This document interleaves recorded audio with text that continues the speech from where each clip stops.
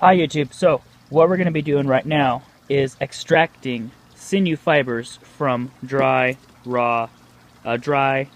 fresh sinew that was dried out. I want to say raw sinew, but it's not really raw.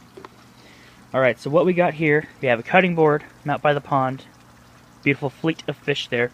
Okay, we got a cutting board, we got a hammer, we got our sinew, we got more sinew over there.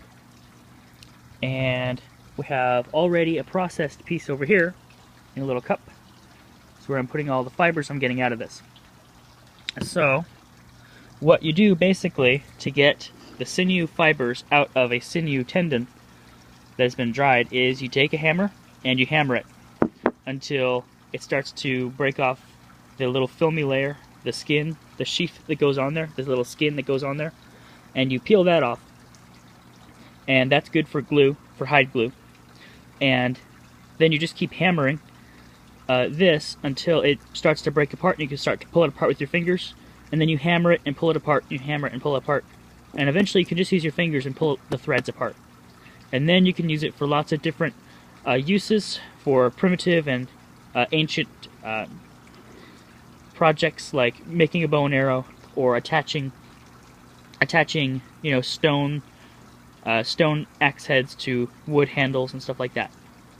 So, I wish I had my GoPro working, but it's not working right now. I need to charge it. It ran out of power.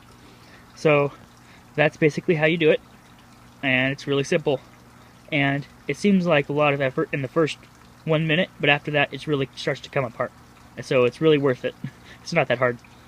Alright, okay, so this is about 30 seconds later. You can see it's a little bit more white colored, because what's amazing is that it's sort of translucent, transparent. You can sort of see through it.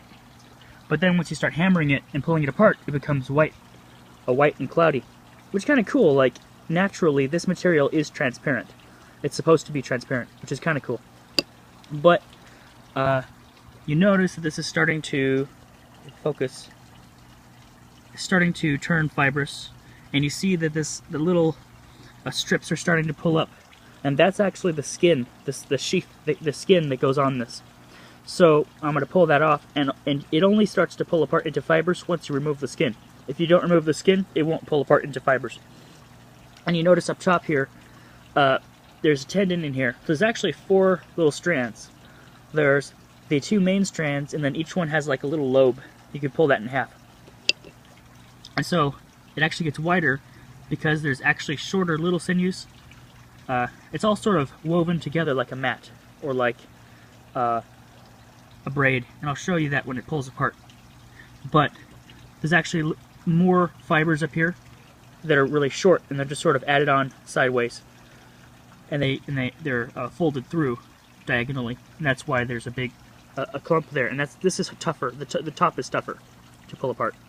And so what I'm going to do is pull the skin off, make it fibrous, and then I'm going to tear this in half along this main line here, and come out the other side. Okay, hi. So, I'm still working on it.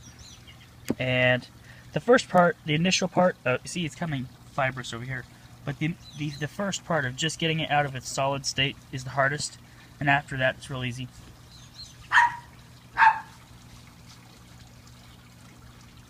And I just want to say, it has an interesting smell to it. It's not a good smell, it's not a bad smell. It's sort of spicy. It tastes spicy like garlic, and sour like a dog. Like a dog's bad smell. But it's not really bad, it's not really good, it's just interesting. If you smell it, it just smells like a strong garlicky body odor smell. Spicy. I don't know, it's interesting.